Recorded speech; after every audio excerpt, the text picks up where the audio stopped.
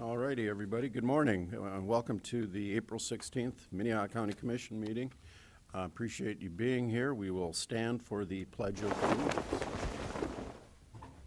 Pledge allegiance to the flag of the United States of America and to the republic for which it stands, one nation under God, indivisible, with liberty and justice for all. Just a reminder to avoid embarrassment and silence your cell phones, please. We have meeting documents on the end there if anybody wants to reference any of the documents we talk about.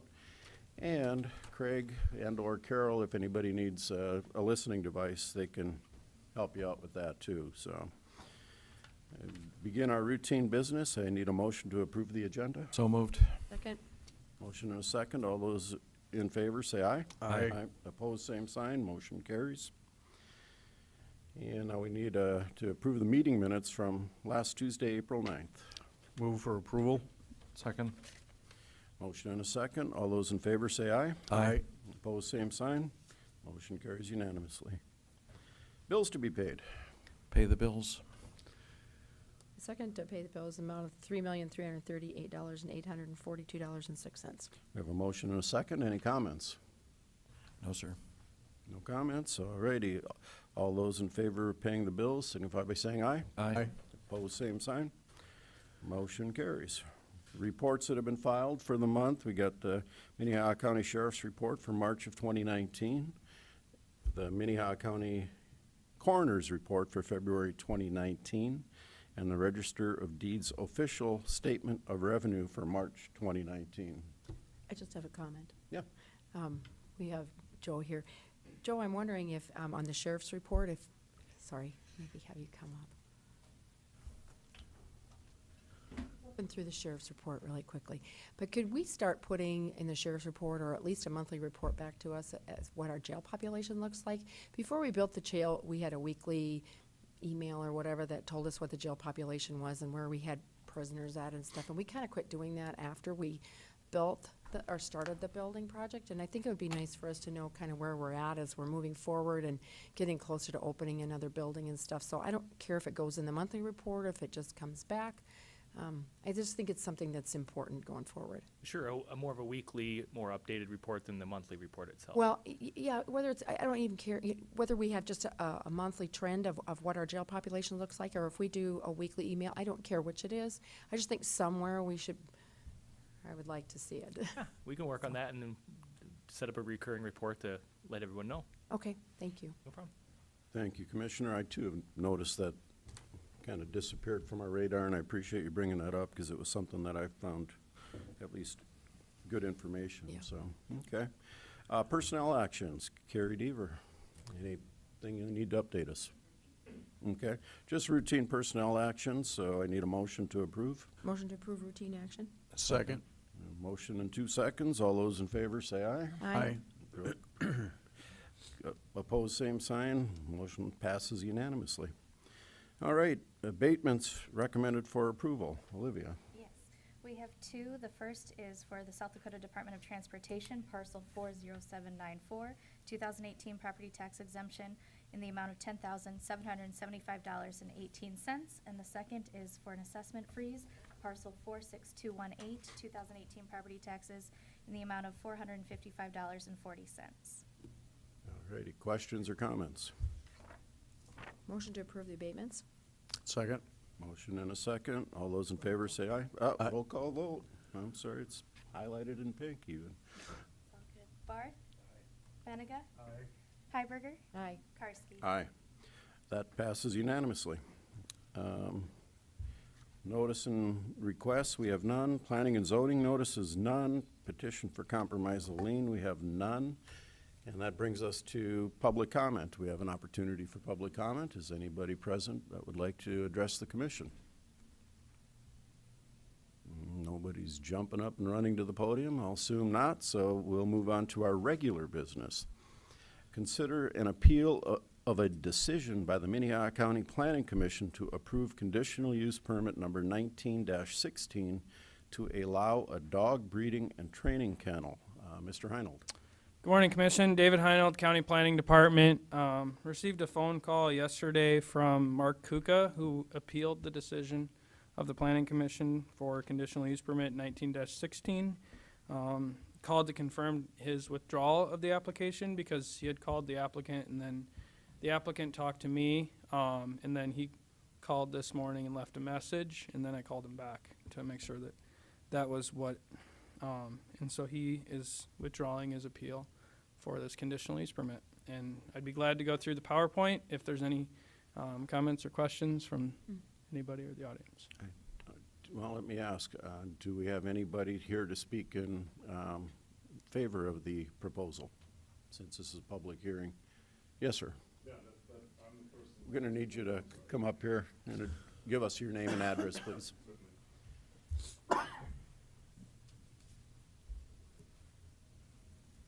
My name is Steve Kilman. I'm the person that applied for the permit. And I had Mark, my neighbor, was the one that filed the appeal. He was concerned about the number of dogs we were going to have. We're breeding a small number of dogs. They're a very specific breed of dog. It's a hunting dog called a Braque de Bourbonnais, something you might want to look up when you go home, because it's a very interesting French dog. There's only between 500 and 1,000 of those dogs in the United States, so we're trying to propagate the breed. He was concerned that we might have a boarding kennel, something in the line of like Happy Dog or something, where we boarded other people's dogs. We're not doing that. We're breeding a very specific dog to try and make sure that we can have more of those dogs in the United States. And so we've already imported a dog from Lithuania in the past 2 weeks to help the breeding pool. So it'll be a smaller breeding operation just for hunting dogs and just for our dogs. So it's not a big breeding operation or a boarding kennel. Thank you very much, sir. You don't have to speak Lithuanian to the dog, do you? We're trying. Okay. She sent us a video of her communications, so we're doing our best to convert the dog to English speaking. All righty. The challenge. Anybody else that is in favor of this rezone? I appreciate neighbors being able to work it out, so thank you for being able to do that. Commissioners, comments, questions? No? Good luck. Good luck. That's it. I would just comment that it is great when there's communication between neighbors on these things. Too often, even when people are related, you know, brothers or cousins or whatever, they've never spoken to each other about it. And a lot of times it's farmers, and farmers are sometimes not very talkative.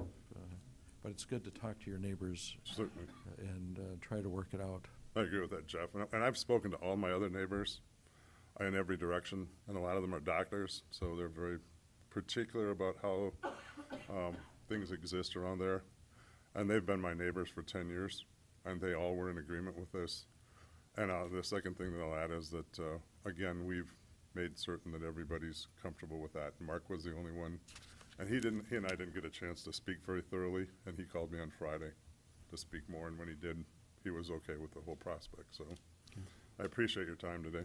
Thank you, Mr. Gillen. Thank you. You bet. This is a public hearing. We're not going to take any action, but is there anybody here that wanted to speak in opposition to this rezoning? Seeing none, we will. Mr. Chairman, point of order. Yes, sir. Maybe we do need to take action since it is on the agenda. And I guess I would make a motion to uphold the Planning Commission's decision. Point of order. I would ask the state's attorney's opinion because this was dismissed, so I don't think that we do have to take action. I think it's moot. You've Okay. had your public hearing. I don't think you have to take any action at the present time. Okay. I'll withdraw my motion. Thank you, Commissioner. Thank you, Maggie. All righty, so we'll move on to item number 11. Consider a motion to authorize the Sheriff's Office to apply for the 2020 Highway Safety Program Grant through the South Dakota Department of Public Safety. Mr. Bossman, welcome back. Thank you, thank you. Welcome, Commissioners. Captain Joe Bosman with the Minnehaha County Sheriff's Office. I have this morning before you a request to apply for our annual Highway Safety Program Grant that is offered to us from the federal government through the state of South Dakota and down to local entities where we can apply for funds and equipment to be used for certain highway safety needs. Our needs that we have identified in our county have been that to reduce impaired drivers as well as seatbelt and speed enforcement actions. This grant provides our office with overtime funds that will be used for saturation events, extra deputies to focus their efforts in problem areas within the county that would help our program goals. There is a soft match for the funds, which just means that we have to report to the state that not only are we using the funds that from the overtime for those purposes, but we also are doing impaired driving enforcement on our normal duties, which we do plenty of it as well. So if these funds being awarded would start October 1 of 2019 and go through September 30 of 2020. We complete quarterly reports to the state, and then they in turn reimburse us for our overtime funds. So at this time, I'd request commission authorization to submit an application for the 2020 South Dakota Highway Safety Grant. Questions of Joe? Would make a motion to approve. Second. Motion and a second. All those in favor, signify Aye. by saying aye. Aye. Aye. Opposed, same sign. Motion carries unanimously. Thank you, Joe.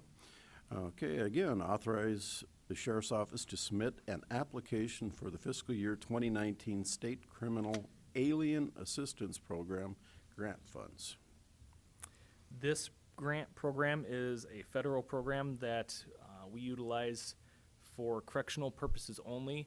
What it is it's a grant that we can apply and provide information to the federal government based on individuals that we have housed in our jail who have no formal documentation or their alien status is not available. We then are received, we receive funds back from the federal government based on the cost that the county had incurred to house these individuals. Those funds then have to be used for correctional purposes only. They have been very useful to us in our jail. Past uses have been the implementation of a full body scanner. We're using it towards some of the other little smaller projects to help the new jail get up and running. So this is a federal fiscal year 2019 program that we would like to submit an application for. Questions? Motions? Motion to approve? Second. Motion and a second. All those in favor signify by saying aye. Aye. Opposed, same sign. Motion Thank you. carries unanimously. Thank you. All righty. Consider bid results and award recommendation for project MC 1604 and authorize the chairperson to sign an agreement with Double H Paving, Inc. for Highway 137 reconstruction. Surface bids were opened on April 3rd, 2019. Mr. Boothie. Good morning, Commissioners. DJ Boothie, Highway Superintendent. As Commissioner Karski said, we received bids on April 3rd for the Highway 137 reconstruction project. It's the second construction phase of this project that we will be undertaking. The first phase was doing all the grading work and preparing the road bed, and the second phase being the paving portion of the project. It's just over 6 miles of County Highway 137 between County Highway 110 and County Highway 122. With this project, we bid alternate bids for 2 different pavement types, one for asphalt pavement and one for concrete pavement. After the bid opening, we received 9 total bids. I think 3 bids were for the concrete pavement and 6 bids were for the asphalt pavement. After the bid opening, we performed a life cycle cost analysis using those bid numbers and also the numbers that we use in our pavement preservation program to make an estimate of the life cycle cost for the pavement. And we are recommending moving forward with a asphalt pavement for this bid award. And based off legal counsel, of the 6 bids that were received for asphalt pavement, based off legal counsel, we are recommending that we reject the bid of the apparent low bidder or the as-read low bidder by 2 Minutes Paving, and we award this contract to Double H Paving. The amount that they bid was $2,950,838.65, which is just a little bit under the engineer's estimate of $3.15 million. So I'll stand by for any questions if you have any at this time. Questions of DJ? Mr. Chairman, I would just ask DJ, why not concrete? We look at the life cycle cost, estimated life cycle cost, how much we're going to spend on an annual basis for the lifetime of the pavement. And in this case, it happened to be that asphalt was a little bit cheaper than the concrete. And so that's the basis for the decision. The numbers actually turned out a lot closer than what we expected when we set out on this idea to bid alternate pavements. And so we will likely be doing something similar to this, but probably with some lessons learned throughout the process. But we'll be doing it similarly in the future on some other reconstruction projects.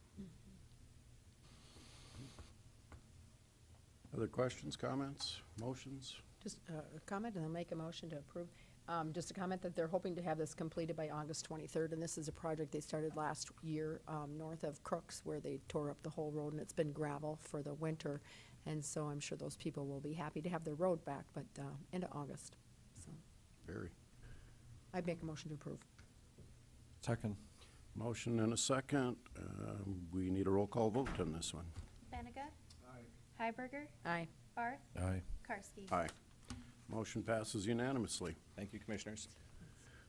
That brings us to our liaison reports. Any liaison reports, Commissioners? Commissioner Heiberger. I have several.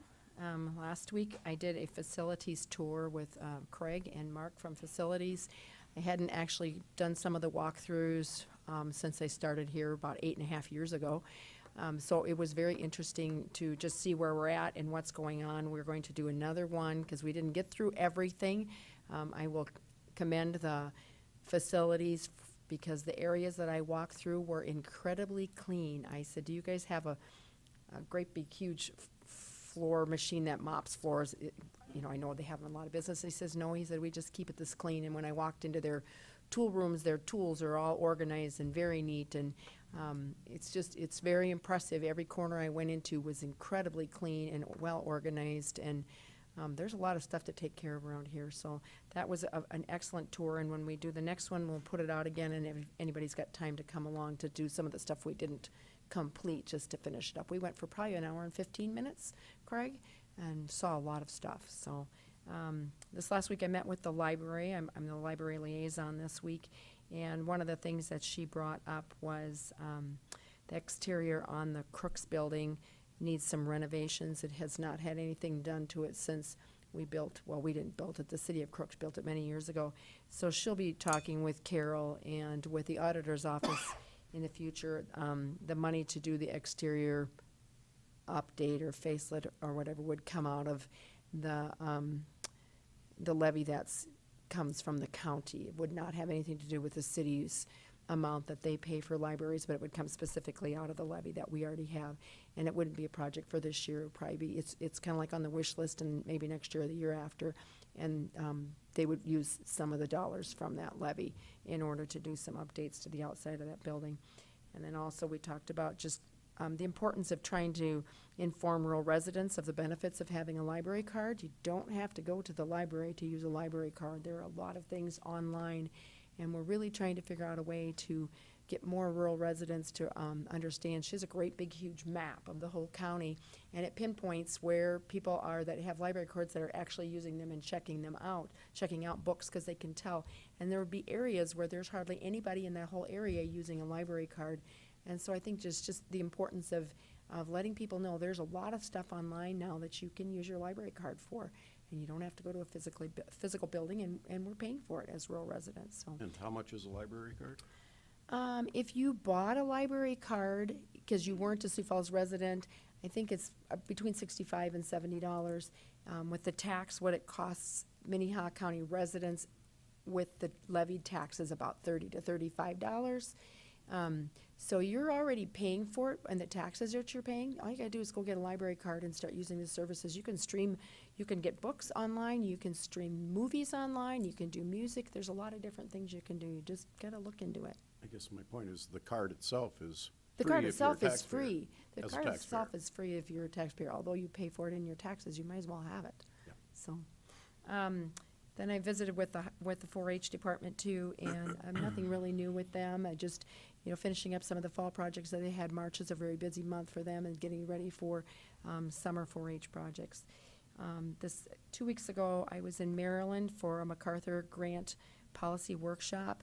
We got the Justice and Safety grant this last year to work on some justice and safety things, and so it was a meeting of state and local people from both Minnehaha County and Pennington County, and we worked on different projects. One of them was, the county project, so Pennington County worked on their project, Minnehaha County worked on their project, and then with the state project, Minnehaha County, we worked on some of the triage preliminary stuff, which Dean Karski is the liaison for.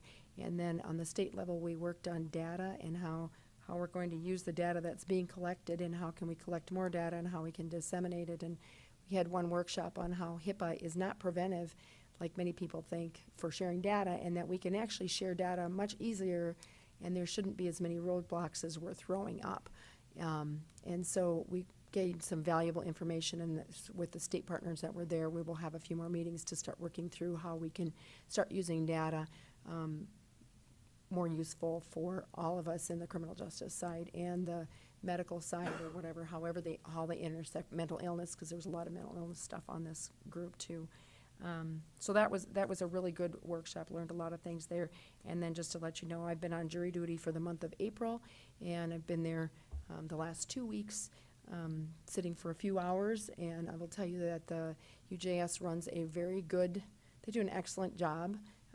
They keep you very informed, they're very polite, they are very cognitive of the time that you're spending. In the cases that we had, I didn't actually sit in any cases yet, but I did sit there for half a day as we went through the jury process, and it was very, very interesting. So if you get an opportunity and haven't done it, I would encourage everyone just to exercise your civil right or responsibility and do it, because it's very interesting. So that's all. Oh, I do have one more, sorry. Please. This next week, the State Mental Health Criminal Justice Oversight Board will be meeting in Chamberlain, and I sit on that state board. And also the South Dakota Association of County Commissions Board of Directors will also meet this next week. We missed our convention this year because of one of our many spring blizzards, and so we'll be making up that time this next week.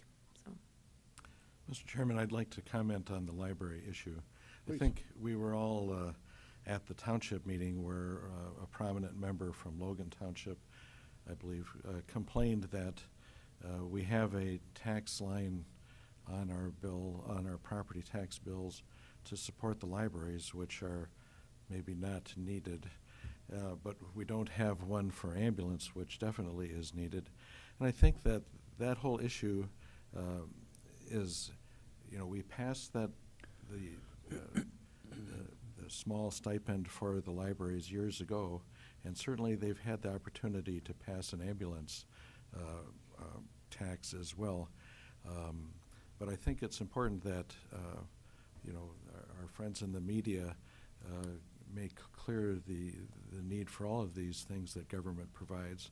I mean, if we didn't have a county library, county and city library system, where would people learn to be solid Americans? I mean, if you don't know history, if you don't know our culture, and we just had this horrible disaster in France where a cultural icon has been damaged, hopefully not beyond repair, but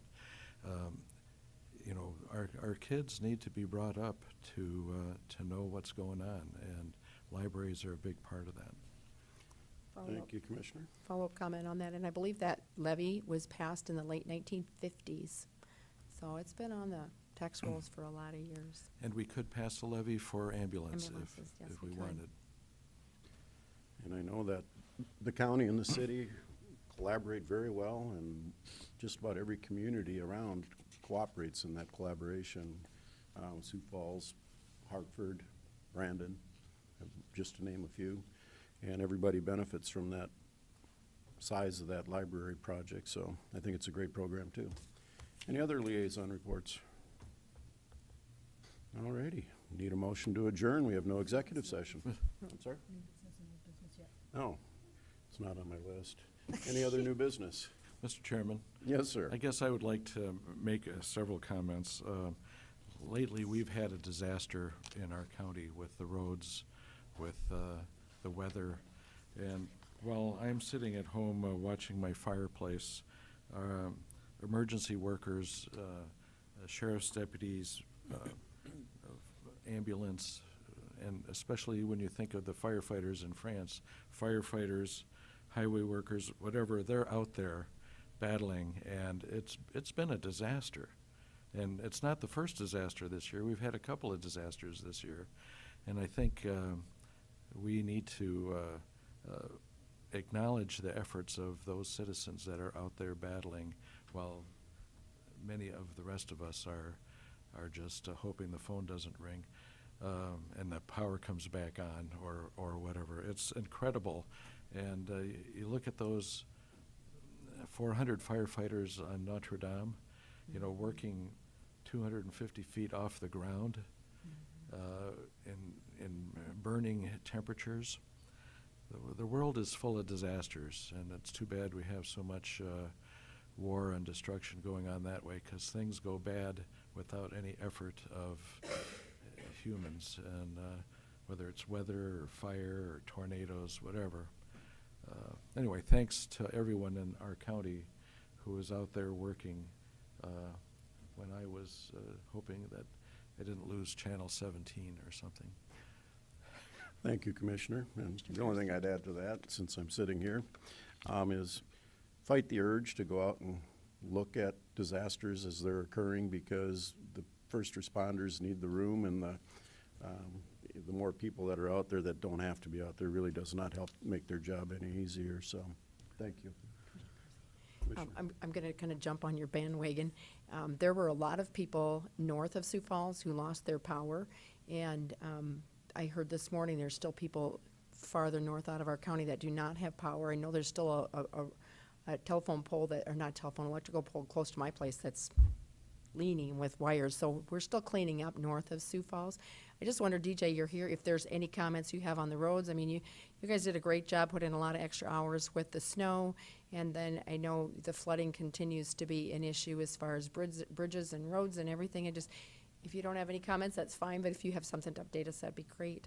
Just real briefly, the update is the roads are actually in pretty decent shape right now. As of yesterday, we had all of our roads, because of flooding, we had all of our roads open. There's two small sections of roads that currently do have load restrictions because of the condition of the roadway. But as of yesterday, the water was down on all of our roads. The Big Sioux River is expected to go up another 1 foot from where it's at right now and peak on Saturday, and then be back to its current level by next Tuesday. So we might see a little bit of overtopping throughout the weekend, but the roads are in pretty good shape. The bridges fared pretty well, and so we got pretty lucky. Good, thank you. Mr. Chairman, I just comment that I got a call from a dairy operator, a major dairy operator in this county, who both of his dairies were operating on generator, and the roads were not good enough to transport, and he was dumping milk, and that's compounds the tragedy of all of this damage. And I talked to DJ, and I know that he's doing his best to keep those roads in shape. Other new business? Any old business? Now I'm looking for a I'd make a motion that, for in favor of adjournment, that we stand up. I'll just take it as a motion. Okay. Second. Motion to adjourn with a second. All those in favor signify by saying aye. Aye. Opposed, same sign. Meeting adjourned. All righty.